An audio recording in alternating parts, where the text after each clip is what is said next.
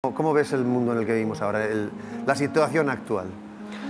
Así en general... En general. Sí, pues veo que vivimos en un mundo que piensa poco y que se mueve por influencias, ¿no? Y entonces las influencias a veces son un poco idiotas, ¿no? Yo hago dos preguntas.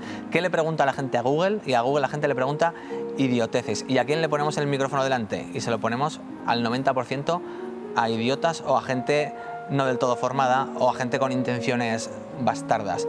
Entonces, bueno, vivimos en una realidad en la que los listos emergen, los trabajadores están, digamos, a mitad y es difícil escuchar voces de gente que diga verdades o que diga cosas interesantes. Y luego vivimos en un lenguaje de corrección horrible, de palabras que se van poniendo de moda, y yo investigo mucho de dónde vienen esas palabras, ¿no?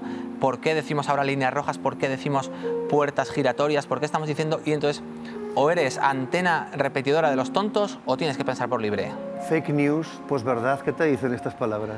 Me dan miedo, pero también me ponen un poco. ¿Por qué? Para combatirlas. Entiendo. El otro día, por ejemplo, un pedo de un hipopótamo había hospitalizado a 3 personas. Es una noticia falsa, pero es una noticia que nos gustaría que fuera verdad.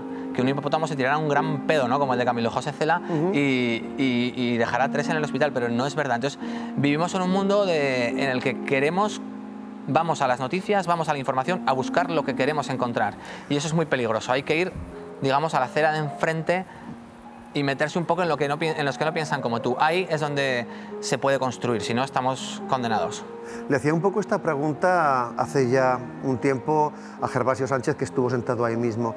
¿Cómo combatimos esta especie de plaga, de peste? ¿Con más cultura?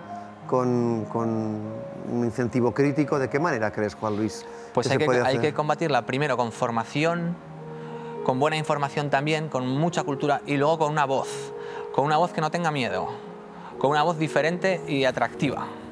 Y eso se hace por la cultura o se hace por la opinión. No hay que tener miedo y ahora vivimos en una época, y lo dijo el otro día Enrique Bunbury aquí también, vivimos en una época en la que uno se autocensura mucho. Sí. Y eso no nos lo podemos permitir, entonces hay que tener un compromiso y decir yo no me autocensuro nada y hasta que me echen, hasta que no me publiquen, hasta que me digan no vuelvas más.